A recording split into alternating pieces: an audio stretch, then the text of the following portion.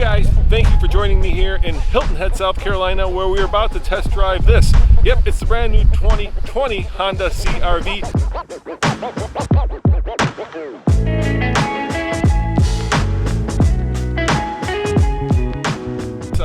And in this video, we're going to go over all those changes. We're going to look at what's new, look at what's changed. We're going to go on the inside and see what's new in there. We're also going to take it for a ride. And at the end of this video, I'm going to let you know whether you should buy it, lease it, rent it, or forget it. So I'm here by myself. Honda flew me down here to test drive this car. So let's get going and let's show you what's new on the outside, specifically the grille. Check it out. It is now a little bit darker. So a lot of the chrome is still there, but they've darked out places like this, giving what Honda says a more aggressive, more purposeful posture and stance to the vehicle. Whether that's true or not, I'll let you decide, but it is a mild refresh. We also have new fog lights that are a little bit different and a little bit more, I guess you could say, menacing, if you could talk those terms about a CR-V look to the car. Also in the back, we have, of course, a little different tail light. Once again, it's blacked out, a little bit more modern, maybe a little bit more Angry Birdish. Now, to my eye, a lot of these crossovers, especially from the back, look very similar, so you'll know that this is hopefully a Honda CR-V and not a Hyundai. Now, keen-eyed observers will also note that we do have the all-wheel drive touring model, which is the top of the line CR-V. The other thing I think that's important to mention about the CR-V is that this is Honda's most popular car in the United States. They have literally sold millions of CR-Vs. It of course competes with also very popular Toyota RAV4. Now you might be wondering, how much does this bad boy cost? Well, the CR-V starts at about $25,000, and if you get one like this, which has all the bells and whistles, then you can get up to just around $35,000, which is a lot of money, but you get a lot of standard things, including something that is not new, but in a way new. And let me show you that, because it's right here. It's under the hood. If you recall, the old Honda CR-V came with two engine choices. There was this engine, which is a 1.5 liter turbo that produces 190 horsepower and 179 pound-foot of torque. And there was a normally aspirated 4-cylinder, which is no longer available. So in the US at least, the only engine choice is this one, which is a good thing. It's a very perky and peppy 1.5 liter turbo that puts out almost 200 horsepower and, like I said, 179 pound-foot of torque. Now, there is one part that's not so grand. You know what that is, of course, and that is the fact that it is now paired with a continuously variable transmission, or a CVT. And well, you know how I love CVTs, and that would be not very much. But as CVTs go, this one isn't actually bad, and it does give you almost, well, it is best in class, until at least a hybrid comes along, 30 mpg combined.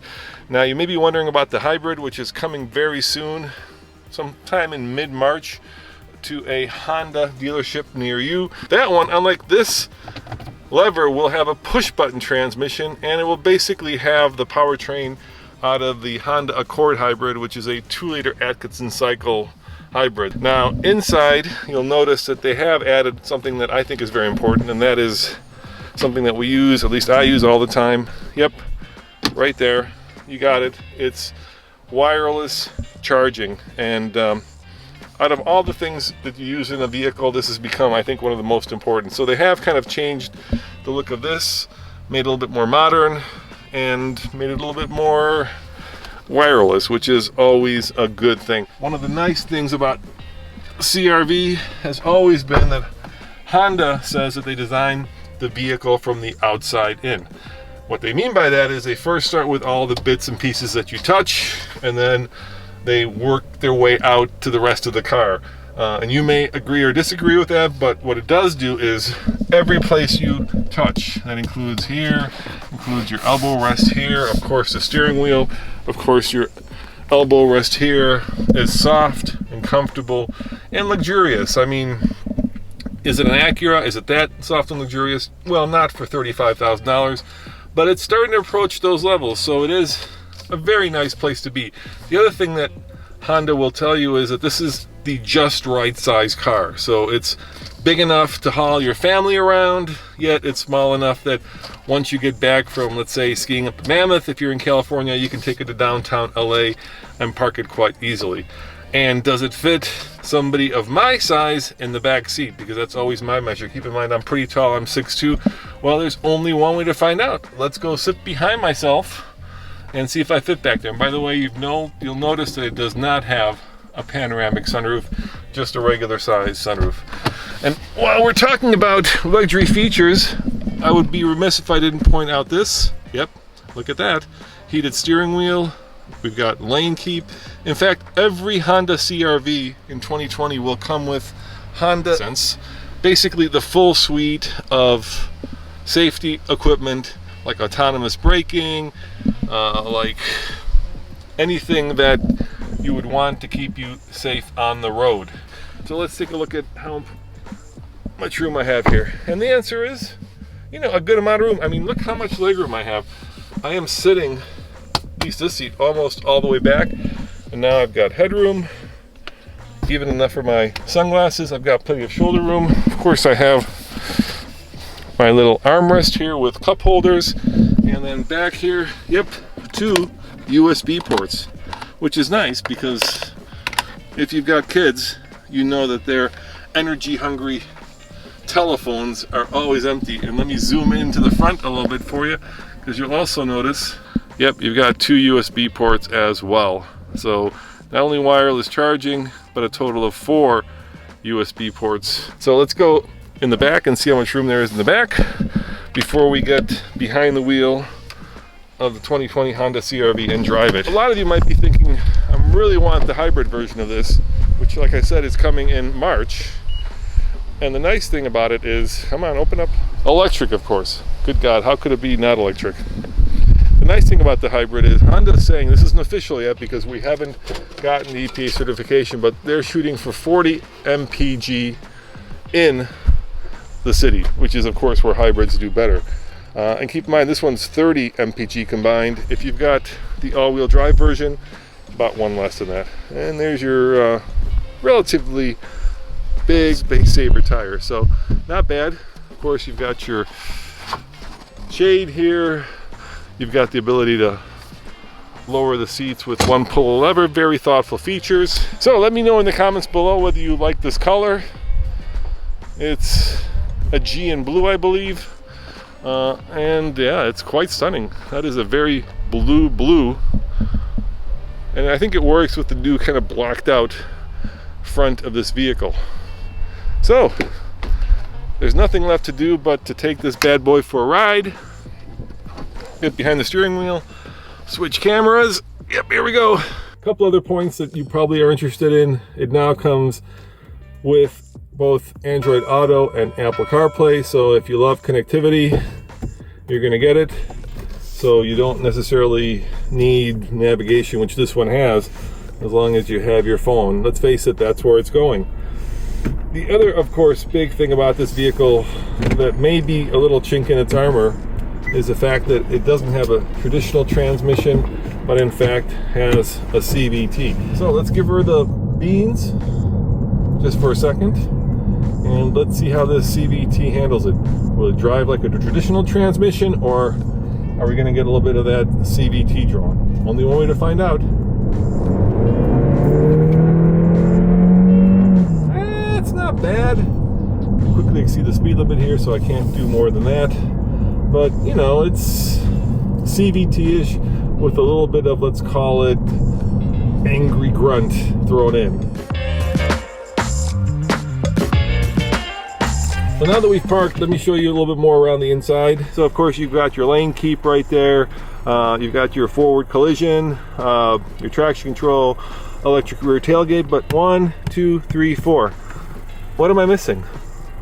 Right, what didn't I get that I should be getting? Really nice stitching in this leather. Feels expensive. In terms of space, tons of space. The other cool thing about this vehicle is that we do have different drive modes. So let me show you those. There's an econ mode right here, which I suspect changes where the transmission, well, CVT shifts, which gives you a little better fuel economy. Or some of you may think it's kind of the fun killer. Either way, I think you're probably right. And let's scroll through some of the pages here.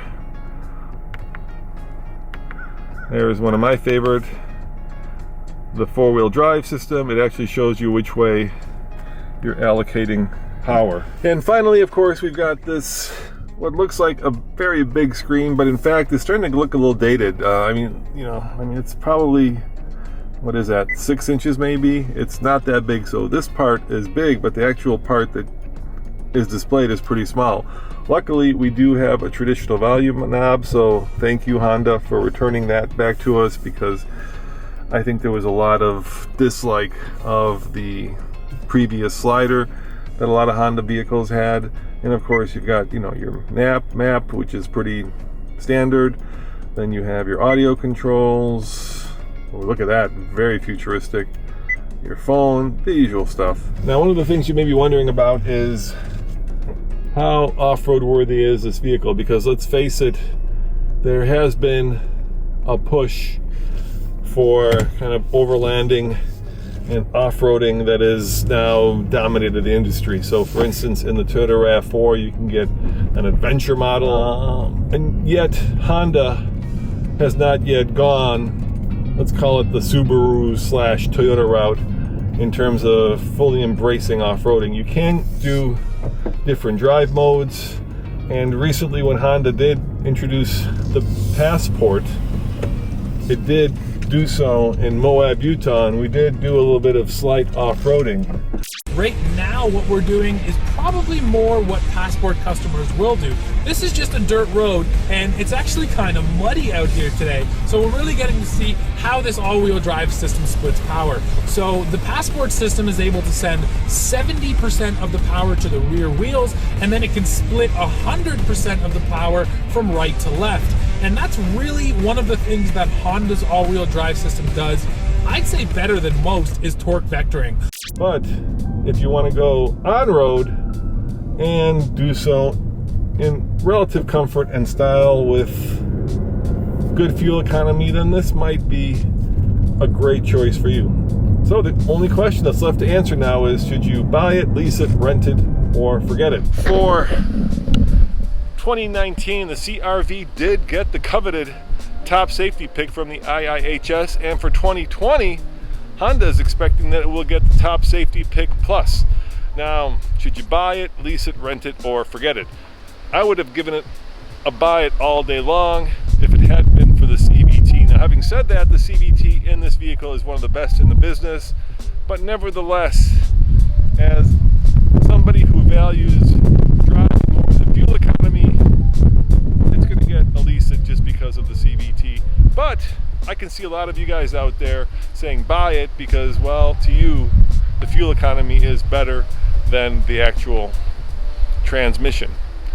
Or if you really want the best fuel economy, hang out till March of this year, probably mid-March, when the new Honda CR-V Hybrid comes out, and then you'll be rocking 40-ish MPG in the city for the best fuel economy of all. So, as always, this is Roman reporting from lovely and warm Hilton Head, South Carolina, saying check out tflcar.com for more news, views, and of course, Honda CR-V first drive reviews. And keep in mind, every Monday and Friday at noon, we do a live show where we answer all your car and truck buying questions. So if you have questions about this Honda or any other vehicles, tune in noon Pacific time, Monday or Friday. We'll be happy to answer them. See you guys next time. Ciao.